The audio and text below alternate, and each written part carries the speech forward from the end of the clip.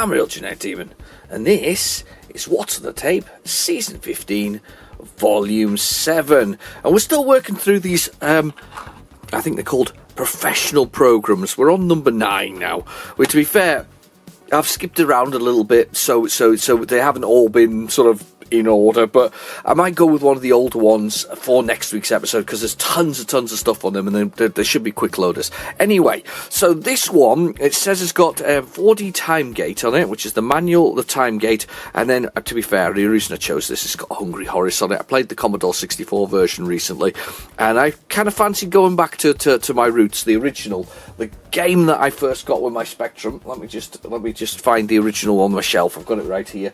So old Horace himself, there he is. There's the little man. There's a little blue. That's meant to be hair. I always thought it was an arm. Everybody else thought it was an arm as well. But anyway, this Horace goes. Hungry Horace. He was very hungry, and there was no pictures back then. They didn't do pictures. And I think, if I remember rightly, let's see. There's actually a blank side of the tape in case you wanted to record something else. Really weird. Yeah, I kind of fancied a bit of Horace action. So we've got Hungry Horace on there, and we've also got on the other side, we've got the Hobbit, which again, as the Hobbit. The one thing about the Hobbit is, read to me as a child. Read it as an as a young adult. One of those things that's kind of it's sort of good with me, but at the same time I was never very good at the game. It's a text adventure, that one. Followed by Squirmy Wormy, which sounds fantastic. Any game called Squirmy Wormy, play on words like that, has to be good. And Galaxy Warriors. Now it does actually say who they're from. Who's that there? John, I can't even read it. Look, the magnifying glass is coming out. Look, I'm magnifying it. You can't see it. John Prime Software and John Prince or John Prime Software. Anyway, one of those two is there. So it's John Prime Software or John Prince Software. Could be John Prince. I'm quite looking forward to that, actually. So without further ado, I'm going to get those into a tape drive.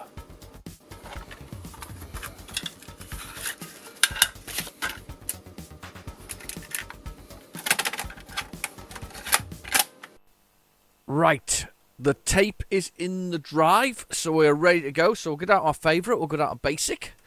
And I nearly knocked my coffee over, actually, while I was doing this. Just a second there. There's coffee. I moved it over just to check the thing was recording, and I nearly knocked it over. That could have been disastrous, realistically. Especially as a monitor underneath it that I was meaning to use for an arcade machine. And that's a complete aside. But anyway, so go down and load it, or load speech marks. And we've got it. I'm going to move the coffee now, because it's terrifying me that I'm going to do something silly with it. So let's just move the coffee out the way there while I push the record button. Right, so this should be 4D time gate. That's what should be here now.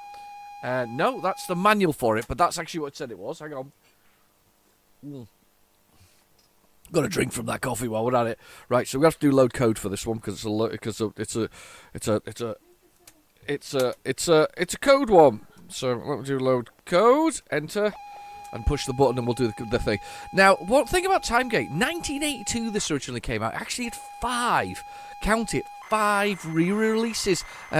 2 of them were in Italy and Spain. I don't know why Italy, of all places. I never thought of Italy as a Spectrum stronghold. I don't know how that came about. I know Spain was kind of a bit Spectrum-y, and France, they had the Amstrad CPC, didn't they? But Italy was never one that actually sort of struck me as a particularly Spectrum-orientated country. But anyway, so it had 5 re-releases. I can't even remember them, to be honest with you. The only one I ever remember is the original Quicksilver one. That's all I ever saw. Seemed to be like hundreds of them. But it was 1982. It was quite a complex game at the time. The fact that it came with a manual that we're loading right now, which I won't understand because I've done this one several times. I'm sure it's actually got biblical references in it, doesn't it? I think it's Bible is the answer to the first question to jump time. Yeah, it's a bit of a weird one, this one. It's space adventure, quite complex. Technically a shooter, came with an overlay for your 48K rubber keyed Spectrum, so there's a little overlay that went over the keys. I think they're either like 1 to 5 or they're 6, 7, 8, 9 basically. One of the two. And you shoot things down, and I'm sure you spell something out, or am I completely wrong? Am I thinking Starion here? Starion, which was a Melbourne house game, which is really cool actually. Very early vector graphics, so that wireframe look. In fact, it could certainly rival Elite for look. Now, I don't know which was first, but it could certainly rival one of those two for the way it looked. I mean, and to be fair, Elite was a game that basically I spent hours and hours and hours and hours ago on. It was just such a great game. But did anybody else do the original sort of cheat for Elite? Do you remember what it was? There was an original cheat for Elite. So you started in your Cobra. You always got Cobra, wasn't you? Couldn't change ships back in the day. So you had the Cobra, which could hold 30 tons, which is a very, very, very competent little cargo stroke combat ship, I have to admit. And I always loved the shape of it, and I always loved the fact that they were all named after snakes, which is really cool. But what you would do is, you initially you didn't start with the docking computer, and the docking computer was like critical because it's really hard to rotate and get into that land in the landing bay inside those I guess hexagonally sort of octagonally stroke build space stations. So the thing you used to do is you used to kind of cheat. There was a way to cheat the whole thing, and it was basically to effectively come straight out once you've got your cargo, set your destination to where you wanted to go to, flip around, and then fly straight back in again while you're facing it, then hitting the hyperspace, and it then jumped you to the other space station. And we used to do that a few times until you got enough money for, I think it was 1,000 credits or a couple of thousand credits for the actual sort of docking computer. And once you had the docking computer, that was it. You were okay. I mean, it's a strange sort of way. The docking computer was kind of, I know it was part of the game to land it and whatever else, but it's kind of critical to your enjoyment. So throughout the menu, pressing any key will give you the next page of instructions, except where decisions are required. In this case, the possible keys inputs will be displayed at the bottom of the screen in brackets. Very nice font. Doo-doo. Top secret information file for the members of the Temporal Brotherhood with level Alpha security clearance. That's me. I'm a member of the Temporal Brotherhood. That's kind of a cool name, actually.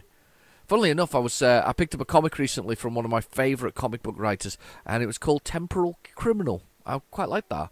I quite like the idea of that one, so I'm going to read that one. It's and if you want to know my favourite comic book writer is, I'll tell you after I get to the end of this.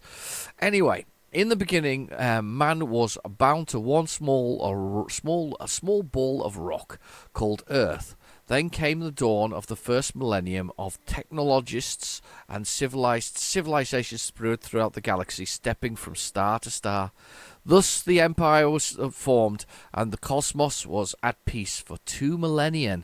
That's a good length of time, actually. Millennia. So I don't know what millennium it became. The turn of the millennium, the first millennium. First millennium. What's a millennium length? Is it 1,000 years or is it longer? I don't know. Anyway, we're millennium was the way we got the thing.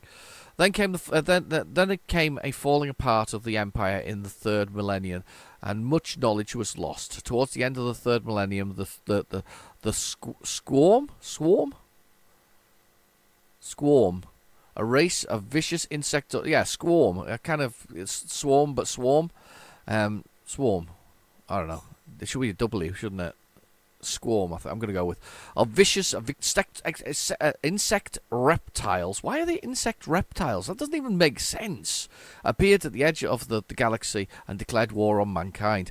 By the middle of the fourth millennium, all the worlds of man were enslaved by the cruel swarm, save a small cluster of stars centered on Sol, which is, of course, the name of our star system, if that makes sense. So that's the Mercury and the Marses and the Earth itself. Do we actually if you're an astrologist, do you actually call Earth Sol?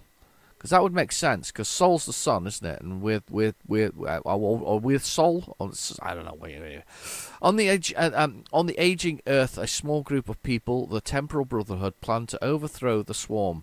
They break the seals on the ancient underground silo and unearth a ship buried since the end of the second millennium. Temporal Brotherhood plan to travel back through time using the legendary time gates placed throughout time and space. by the technologists of the second millennium to find and destroy the home world of the swarm before it's time that the swarm moved onto space. See, we're talking paradoxes here. You can't be doing that, because obviously if they didn't succeed, because they're there. However, if we're going with the Back to the Future style timeline, you can actually split that divergence. So they split the timeline. So you go back, you change it, and then you get a different timeline. So it's kind of splitting the two things off. So it's not. It's obviously not it's because if they didn't exist, then they wouldn't exist anyway, and you wouldn't need to go back in time. Yeah, time is a nightmare. Excerpt from Temporal Brotherhood transmission. The terror-dimensional ship Void Runner 1 rises to the surface, sunlight glistening along the flanks. Control panels humming into life, screens on the bridge glow as electrons pass through the dormant circuits, and the computer prints its first message in a millennia and a half. Message ends. A hero is needed. Your acceptance of this mission is vital to the future and the past of the universe. Your mission is to annihilate the menace of the swarm. Seek out the time gates, travel back through time, locate the home planet of the swarm, and destroy the swarm brooding grounds. Please take your place in the pilot's chair and prepare yourself for action. I'm ready for action. Void Runner 1 on standby. Here we go. Your ship's instruments are divided into 4 sections. Whoa. Right, okay. 1. The long-range scanner shows the 18 sectors that contain and their contents. The cross shows a planet, and the small line shows the alien craft. Oh, right, so you can see alien craft and cross planet. Right, okay. That's cool. Press the L key to move to the flashing square in the sector. That's cool. L key. I don't know what there was a K key there. I wasn't sure about that. This displays a computer display of messages on the screen, including detailed damage and reports. Cool. Okay. And this one. The target computer locks on to nearest alien craft in the sector. Note the system is inactive if the sector is empty. Cool. 4 vertical indicators are located on each locating targets. The first 2 are the vertical and the horizontal tracking of the indicators. Cool. When the 2 are the 2 indicators are centered by using the movement keys. We go 6 to 9. Yep. The target will be directly ahead of you. I'm on it. The next indicator is the approach speed. Okay. Let's move upwards and downwards towards the target. The indicator is at the bottom of the screen, long range and short range. Okay.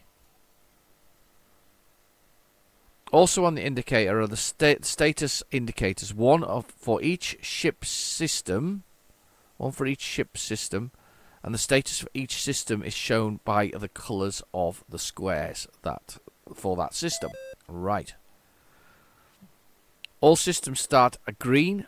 Slightly damaged show as magenta, heavily damaged show as red, and destroyed as blue. That's not good. It's worth writing these down.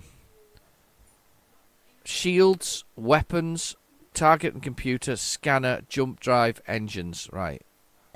I'm never going to write those down, because it's not in my thing. The object of the game is to travel backwards in time, going through the time gates. You do not know the location of the time gates, and your ship's instruments cannot find them until you have cleared the sector of enemy ships. So it's a shoot 'em up. Then navigate through the time gate. A message will give you your new time date. Cool. Clearing sector will involve destroying the enemy ships in the sectors. You'll probably involve some damage to your ship. Repairs and refuel can take place at any of the planets shown on a long-range scanner. Again, you will only land on planets when all of the enemy ships in the sector have been destroyed. Ships refuel by drawing energy from the planet's score, which can be destroyed to the planet. So once you use each planet, you can only use each planet once. Wow, it's pretty harsh, isn't it? It destroys the planets. So we've got the overlay there for the keyboard it's talking about. Soon we'll load the main game.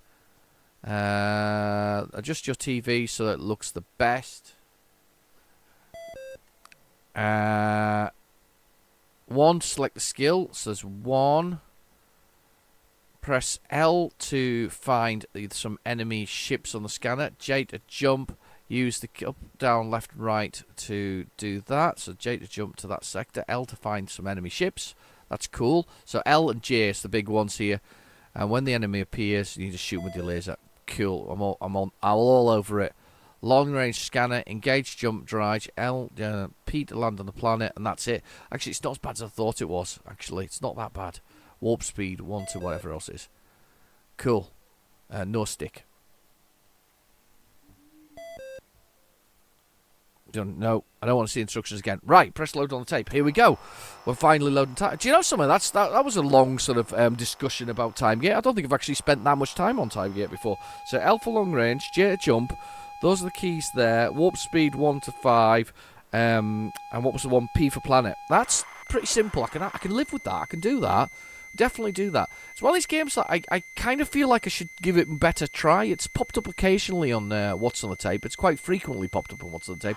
But to be fair, I think I always think it's complex, and it's not blooming complex. I'm having I don't know. Do you know something? I don't know if you can hear the noise in the background, but basically, my wife's gone out the back door. She's gone to do some knitting in her little refuge in the bottom of the garden, which is a little summer house. By summer house, I mean it's a 6 by. Is it 6 foot? No, it's more than 6 foot. It's 8 by 6, I think it is. It's really reasonably decent. We got it cheap though. We found somebody who could do it cheap, but it's, and we got power into it. So she's got a telly in there, and she's got a heater in there if she needs it, and she's got a little sofa in there, and then she's got all the wool in there and all the knitting things. So she goes out there and knits. But we've got a couple of doors in the house. One that goes out the side to where the little bit of the where the bins are and things like that. And then we've got one that goes out into our relatively modest garden with the bit at the bottom of it. When I'm by the bit at the bottom of it, it's like 3 strides. Realistically, it's not that far away, but it's out of the way, you know, and it's nice because, you know, sometimes you need a break, don't you, from things, and probably a break from listening to me talking about what's on the tape. So, but she's just got out that door.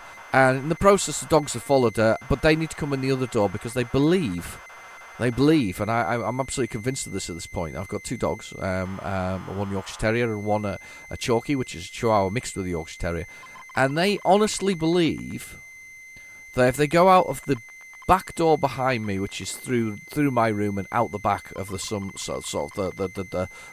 where we've got our sort of sunrooms conservatory, when they go through that they enter a special dimension. It's another dimension that they enter there. They actually think it's a different garden than when they go out the side door, and they stand there confused every time they go out. They stand there confused, looking around like I don't know, just wildly looking around. But then they have to go back in the other door because then they obviously enter the paradoxical universe. It's all related to Time Gate, of course. And then they come and find me, and one of them's found me right now. A small furry one has found me, come to find me because they've entered the parallel universe that is the garden. What a strange creatures they are, aren't they? They're not bright, are they? I mean, certainly my dogs aren't bright. Mine fell out the stupid tree and hit every branch on the way down. Right, I'm going to drink a little bit of coffee and then we're going to go do it. Hang on. Okay, I'm going to press 1 for warp 1 because that's the one. Right, so what I need to do is do L to find some bad guys in a second. So press L. There's some bad guys. I need to J to jump to it. That is cool. Look at that.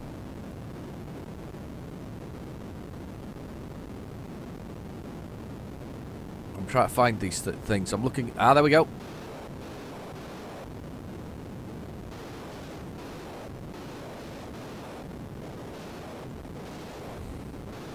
Come on, hit him. Oh, this is a lot more. Makes a lot more sense. Hang on. Let's see if we can get... There it is. Looks a lot... Come on, die, you! I haven't got an insectoid yet. I want to get one. Oh, I got one! Right, okay, let's see if I can find another one.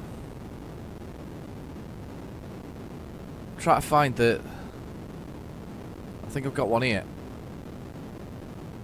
I'm trying to work out the so basically on the right hand side there's a controller there, and I'm trying to work out that one So there's 3 bad guys in here, but I can't... I should be seeing them? I'm turning a lot. I'm not really... Where are you? I'm not really getting the angling on this. But I'm level with 1 now. I can see it in the second bar along on that right thing. I'm level with 1, but I'm not... It's not in the direction that I'm going. Right, okay, I'm going to press L to move on to the next one. Next sector. I'm going to J to jump that. Right, okay, let's see if I can find this creature. It's here somewhere.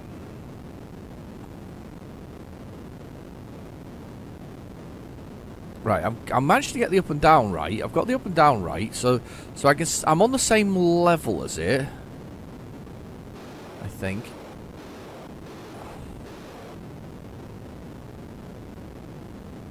I think I've got it. Where are you? I think I've got it. I think I've got it. The first 2 bars. Are you here?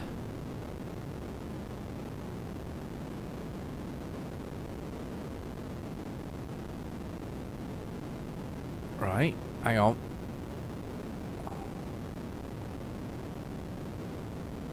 Hang on. Do I match them up? I can see there's a bar going up and down. Is that... I match those 2. Am I on the same... Where are you? I don't know how I found it last time round, though. That's the bizarre part about it.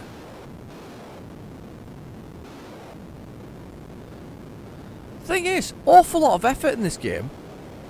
Let's jump again.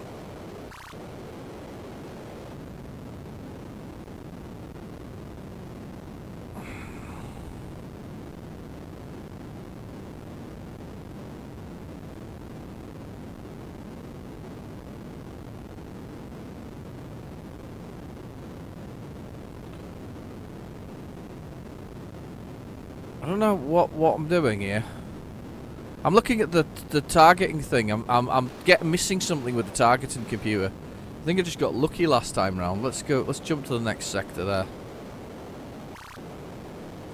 I really just want to catch a bad guy.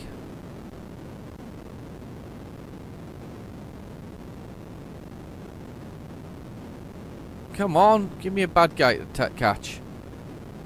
Where are you? Come on.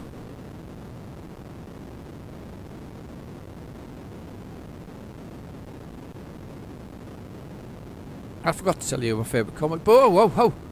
Hello?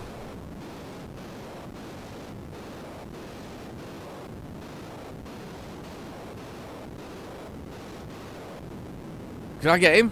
That's 1 down. I don't even know how I managed to do that, though.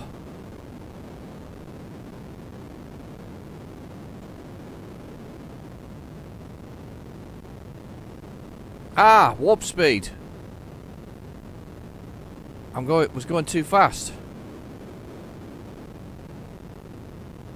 Right, I've slowed down now.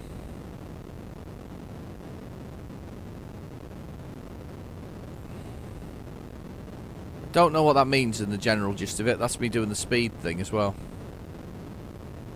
Can't land on a planet because I haven't got one there. Let's find the planet, jump to the planet, and let's see if I can land. Let's see if I can land on the planet. Yes! That's cool, isn't it? Of course, once I've done that, the planet is destroyed because I've sucked out all the power. Yeah, the planet is destroyed. It's gone forever.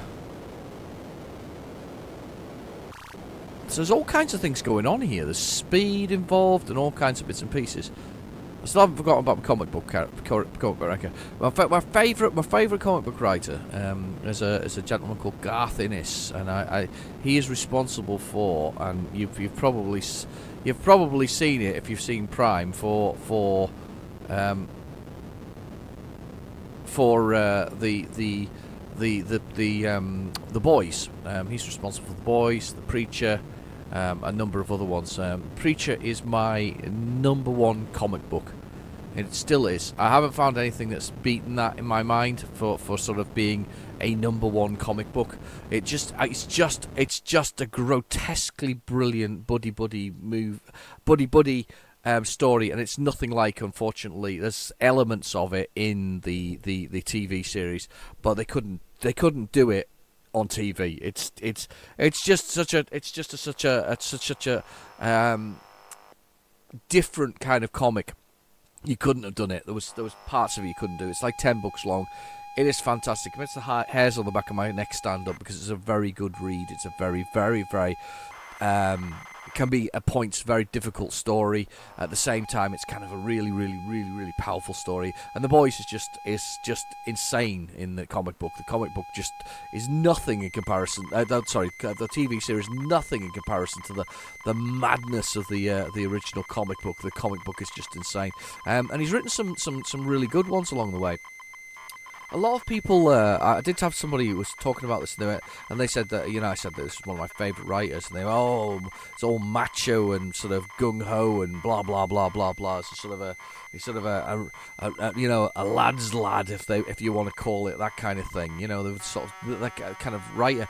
But then he'll go and write something like The Midnighter from back in the 90s, an openly gay, strong character, and you go, he's a writer, he's using his imagination, he's creative, and I actually think that, and to be fair, I don't think many people would have realised that back in the 90s that there was that this character Midnighter was there. That was on the Vertigo label for DC. DC owned a label called Vertigo. And they didn't bring it until later. And Midnighter was part of. If you imagine the Justice League. So the Justice League is Superman, Wonder Woman, Cyborg, Aquaman, and all this kind of people. Batman, even. The Authority was the version of it for the Vertigo side, and the Authority featured a sun god who was equivalent to Superman. In fact, not just equivalent, he was probably more powerful. He was literally a sun god. His partner, a variation on effectively a fast healing version of Wolverine, but with the ability to see a million future predictions during a fight, so he could see a million moves, and then allow that to make him a choice when he comes fighting. It didn't actually mean that he always won the fight, because it's only a million moves, it's not every possible outcome, but he was the lover of the sun god, and that was the Midnighter, a very butch man who discovered his sexuality later after having family and children. Amazing, and yeah. So this butch sort of strong sort of male writer, in the sense of this of Garth. He's actually more sensitive than we give him credit for. Anyway, so Hungry Horace, here we go. That was a bit deep. I mean, I suppose we're in the middle of Pride Month, so go for it. Right, Hungry Horace. This was the very first game. I'm going to sup my coffee before I continue that statement. This is the very first game I got on the ZX Spectrum.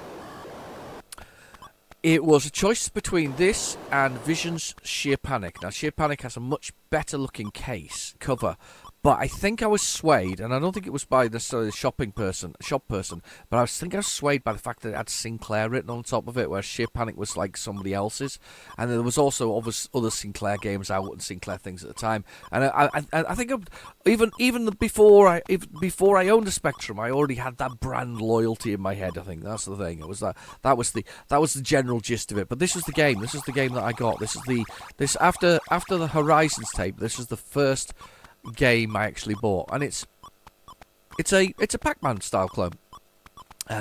It's a very good Pac-Man style clone.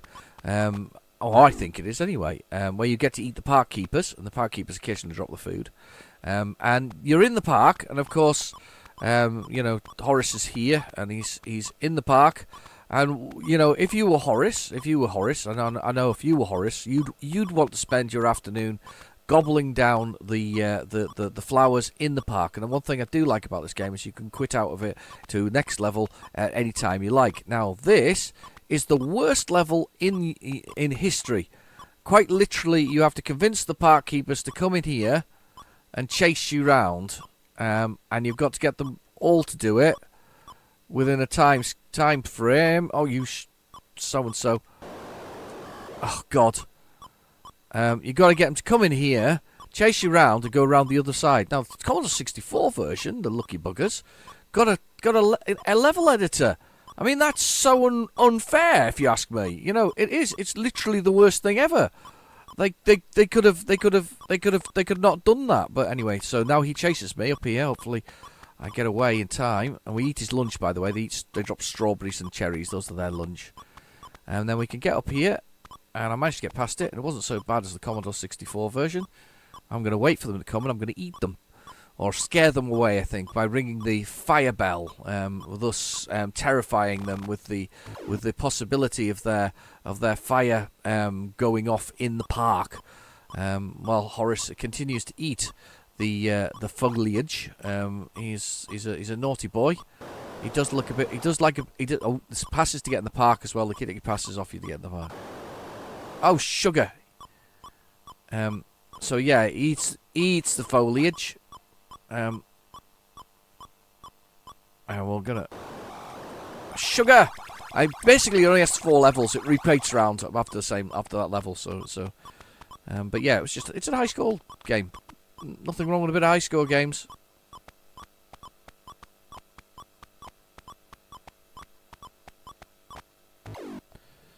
There you go, got ya. Right, let's go out on this one. Around the park keepers, avoiding them. Yeah, Melbourne House, Beam Software, who still exist, I believe. I certainly think Beam Software still exists. I'm just going to go round and round in here and hope this blooming guy here goes away. Come on! Come get me! Oh, he's coming now. Oh, I'm stuffed. This is the worst level of the whole thing. They should have had a route straight up there. That's where they should have done it. If they wanted to do this, they should have put a route straight up there. Right, let's eat a strawberry. Right, up we go. Quickly, before he gets me. Is he free yet? No, he's not. Let's get in here. Yeah, they should have had a route up there. This is a really bad level. Or really bad level design. That's. I'll be. Oh, you git! Did you see that? Oh, he's done it again! Twice in a row!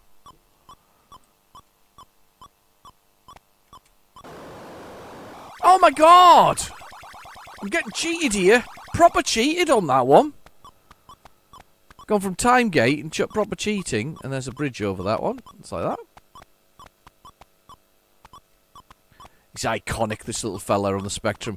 We all think of him as a Spectrum icon, but it seems he moonlighted on the Commodore 64 at least twice, being Horace Goes Skiing and Hungry Horace. He didn't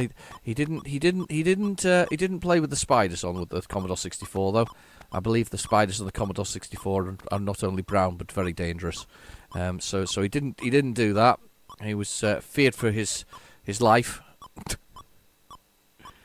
I don't have to talk some twaddle sometimes, do I? Anyway, right, okay, let's see if we can convince these guys to stay here. Yes.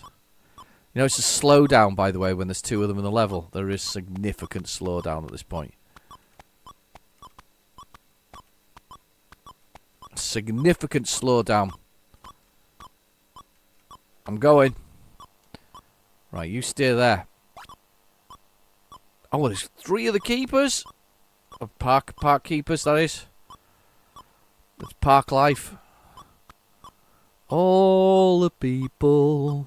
So many people. I can't remember the rest of it. Park life. Gonna go back to level 1. There we go. That's it. And you got 2 more keepers on there, and that's basically it. That's the entire game. But I liked it. I liked this because I liked Pac-Man. That was the thing. Super Pac-Man was my thing. That was my sort of a game that I used to like. And he gets through those faster than I do, which is a bit awful. He's also got a bit of a speed on. Look at him go.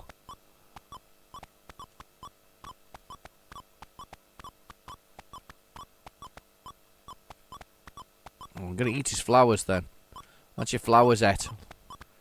Take that. Okay, come on, come on. Come get me. Oh, God, there's 2. Oh, I ran backwards into him. Oh, well, it's not a bad game, actually. It was my highest score as well. Right, okay, let's flip this thing over and let's see what's on the other side. So these are going to be some interesting games because these are ones I don't think I've ever seen before on What's on the Tape. So we have, and I'm going to get my magnifying glass out because I couldn't read them before. We have seen this one. We've all seen this one. We've seen this one. This is the Hobbit. The Hobbit. So this is all about a man with very hairy toes who required a manicure and ended up with a special ring in a special place for I don't think that's the story. Do you know one thing about this one that bugs me particularly, right, is that there's several versions of this, several re-releases by Melbourne House for The Hobbit. And one of the first ones was they literally taped or put it in a plastic wrapper, a cardboard box with the tape in it, with the plastic inlay, with the instructions on the front of it. So the box is just blank, it's black. It's a black box, but the instructions are put on the front of it. Then when you take it apart, the instructions then go on the inside of it. And you just end up with this cardboard box. They didn't even bother sticking a label on the front of it. And then they did a double dual cassette with it in, which I actually think's probably nicer than the cardboard box version of it. But I actually genuinely thought there was a version with it stuck on the front. I always thought it just fell off the bloody label. So when I was talking to somebody once, I was like, yeah, the label bloody fell off. And everybody's like, no, it didn't. That's how it came. And I'm like, no. Look at all these pictures from eBay. Yeah, people put them back on top of it, and that was it. Honestly, the Hobbit was hard done by there. Didn't get a proper label. There's Ultimate, play the game, putting proper labels on their, the cardboard boxes, making them look super nice. I mean, they are. I was going to say super sexy there, but I mean, I'm sure that they can physically be sexy because they're boxes. But they make it super nice. And there's the Hobbit with it stuck on the top and whatever else it is. Yeah. So the story goes that you're knocking around your little hobbit hole somewhere with your furry feet, because they don't wear shoes and they've got furry feet and gnarly toenails. It certainly seems from the Peter Jackson movies. Did he do the Hobbit as well as the Lord of the Rings? He did them both, didn't he? The interesting thing about the Hobbit is that Tolkien obviously wrote the Hobbit first, and then adapted it to fit into the Lord of the Rings that he did later. So I think there was a change made to the end of the book. So the very rarest versions of the Hobbit are the ones where something doesn't match, and I don't know what it is. It's been a long time since I've read it, and it's a long time since I've actually looked up anything to do with the Hobbit. I literally picked up a tape today and went, "That's the one we're playing." I do want to go with the Wimpy though. Just as a complete aside, I do want to go to a Wimpy because I saw somebody go to the Wimpy. Do you remember, if I told you the story of Wimpy, right? So the story of Wimpy is a childhood favourite of mine. It was the food. It was the fast food chain of the day. Had one in the city. There was a change. Basically, it was a franchise, and they were franchised. And the company that franchised the bulk of Wimpy in the United Kingdom then got the franchise for Burger King and effectively whipped out all the Wimpies and changed it for Burger King, thinking it was going to be more profitable. And I suspect it was, because remember, Wimpy, you still got table service and all the other things, and I think that you still do within the UK. And I've always wanted to kind of go to one, and I looked for one, and I found one that was kind of close to me. And by close, I'm like 2.5 hours away. Closest one I could find to me was 2.5? 2 hours, maybe 2 hours. But either way, it was 2 hours. I found one, and I thought I'd Google it, and I Googled the location. And it's not a Wimpy as in a traditional sense of on the high street. It's a Wimpy in a bowling alley. It doesn't have the advertising, and I really wanted to see it so I could see the Wimpy, sign again and all the other things. The nostalgia that goes with that the advertising and things like that, all that bright red. And also, when I rotated around on Google Street View, because of course there's some marvellous stuff that the Google Street View is just legendary. When rotated around Google Street View, I think I'd get knifed if I actually went there.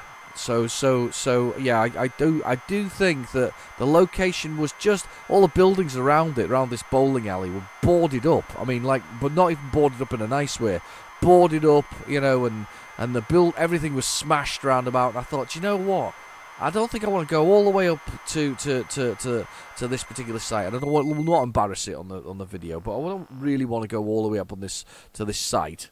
To do that. But my wife's watching something on telly. She went, oh, look, somebody's gone to Wimpy. And there's one in Huddersfield. So apparently Huddersfield is the place I have to go, basically, for my Wimpy. Right, you are in a comfortable tunnel like Hall. Yes, because that's where he lives, in a bloody... under the thing. The options are... That's what... Oh, looking. Right, okay. Oh, right. There's a wooden chest... Gandalf is carrying a curious map. Thorin the dwarf.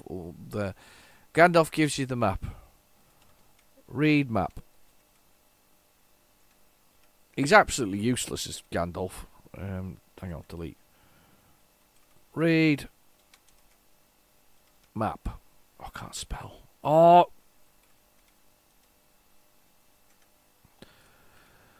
And the lesson today is typing on the ZX Spectrum. Read map. You examine the curious map. It seems to be some symbols on it you can't read. Gandalf opens the green round door and Thorin says, hurry up. Open chest.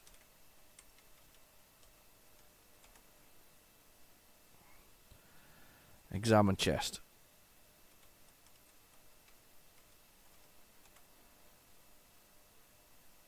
You see a wooden chest.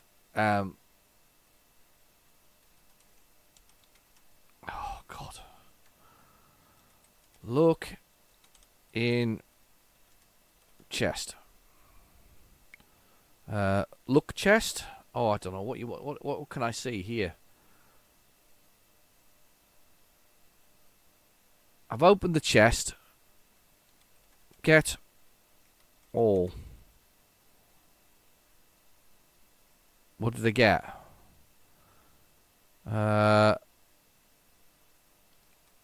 Exit.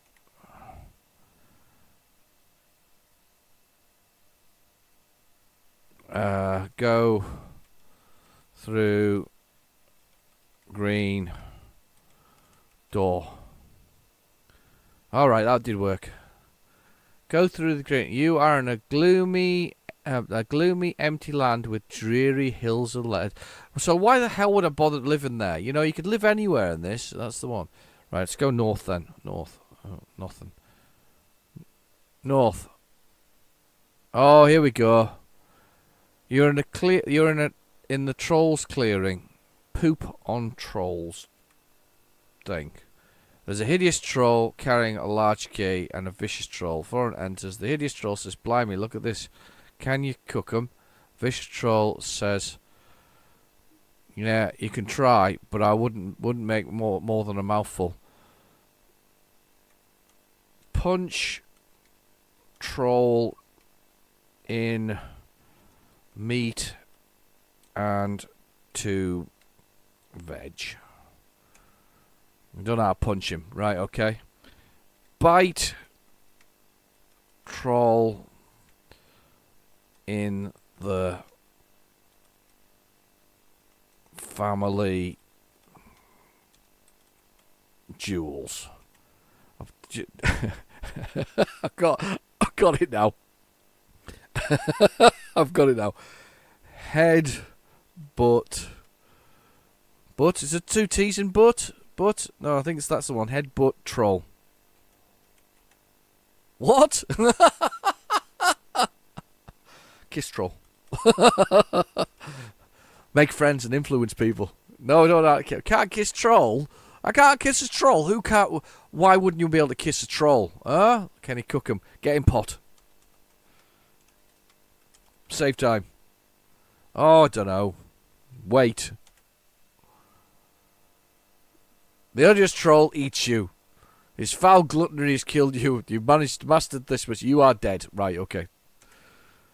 I'm in a comfortable thing. I don't want to be in a comfortable thing. I've had enough. I'm comfortable enough. We have to do the usual, though, don't we? We have to do the usual.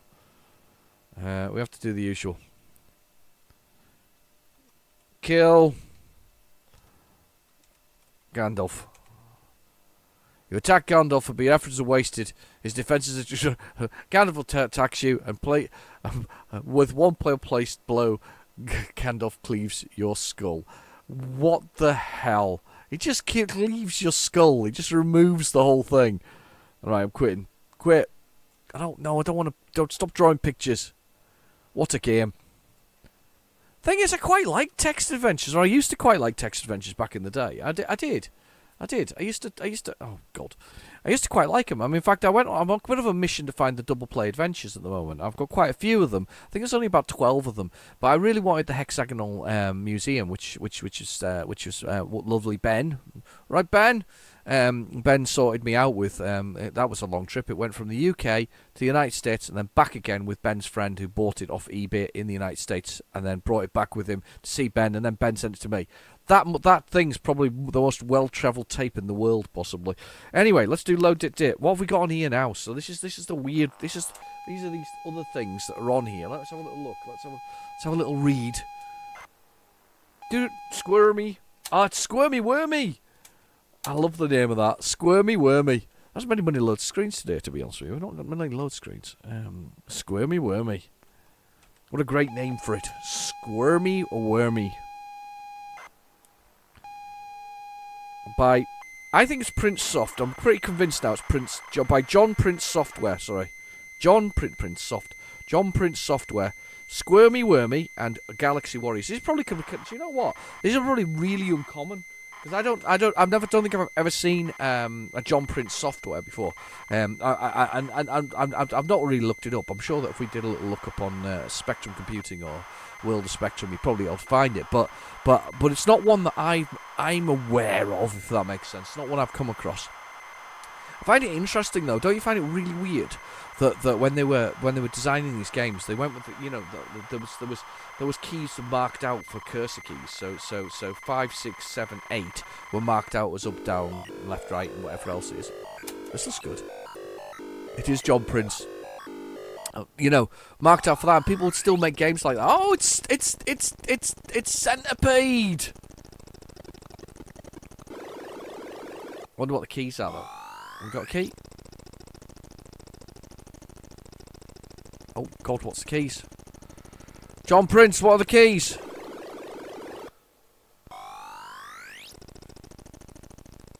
Oh God, I can't find any keys.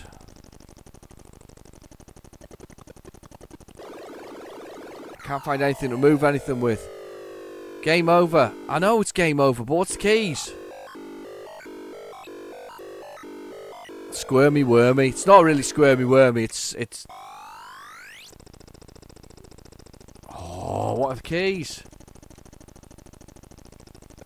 I literally can't move. I literally can't move. I wonder what. To be honest, I'm now wondering what the cover looks like for Squirmy Wormy. Let's see if I can find Squirmy Wormy quickly, and if I can find Squirmy Wormy, maybe I can find out Squirmy Wormy. I can maybe find out what the keys are if we can find Squirmy Wormy. Squirmy Wormy at Spectrum Computers. It was something. 1983. John Prince. There's a bug fix. The game recognised an exact sequence of keys for input, except thus it reads an entire keyboard except the correct keys in the original code. Oh my God! You actually have to fix it. It's a 16K game. It looks like John Prince did something, but basically this game is faulty. You have to. There's a series of poke commands. So basically, read the whole thing because it recognises the Sinclair 2 interface. Reads a whole series of commands. I don't know what. There's no picture of the cover for it. It was released in. John Prince Software was released in the UK, full version with Galaxy Warlords 2. But yes, there is It is actually faulty. It's faulty. A bug fix. Quite literally, the controls are complete nonsense. The game recognises the exact key sequence for the Sinclair 2 input, but the keyboard port MSB bits are inverted. Thus, the entire keyboard expects the correct keys. This is the original code. Wow. So, but it should be. So there's a fix. You have to put a poke in when it's when it's running to sort it. Wow. Interesting thing. No cover for this. So I suspect. I don't want to say it was missing in action. Clearly, because the guy's here. But it looks like Warlords. Yeah, Warlords are squirmy wormy. Looks like so this next one could be a failure as well, in the sense of that. Can you imagine going to the trouble of making a special copy of this and then discovering that it's absolutely flawed? So it's like it's a bit like that. What's that name of that game? That Squelch game or whatever it's called, the Squawk game, where you had to have the cap shift on to work. At least that had a kind of workaround. But this, that was flawed beyond belief.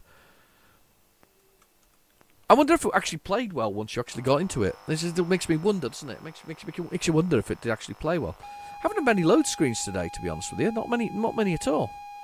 Let's have a little look. This is Galaxy Warlords. Galaxy Warlords. It looks like a shoot 'em up. It looks like it's a clone, another clone. Well, we do a lot of clones back then. A lot of clones, probably due to the fact of lack of legal action or ways to internationally sue for copying games. Whereas nowadays, I think they've got all that kind of stuff fairly sewn up, I guess. I guess there's still some copying out there. Certainly know there's plenty of Minecraft clones out there, but Minecraft is the daddy of Minecraft, if that makes sense.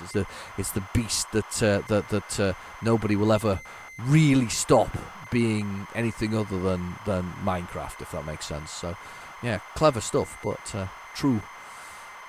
Galaxy Warlords. Oh, here we go, 16K. Oh, please tell me the keys work for this one. Let me just... there we go, look. ZX and space shiftifier. Right, okay.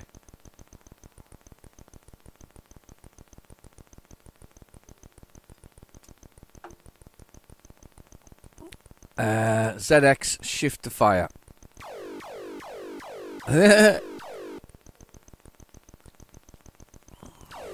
I believe that this is also faulty beyond whatever else it is. I bet this one needs a fix as well. I think the chap who created this didn't really do his code very well. So shift to fire.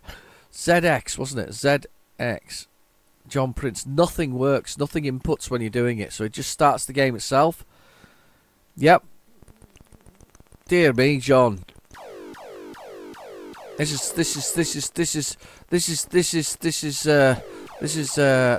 failure on a level you can't believe. Poor John. This is going to be a really rare title, by the way. I think finding a copy of this in the wild is going to be like so hard. Simply because not only is it faulty, comes in a double pack. It's just one of those things. I'm not saying 1983. It's the chances of finding that now.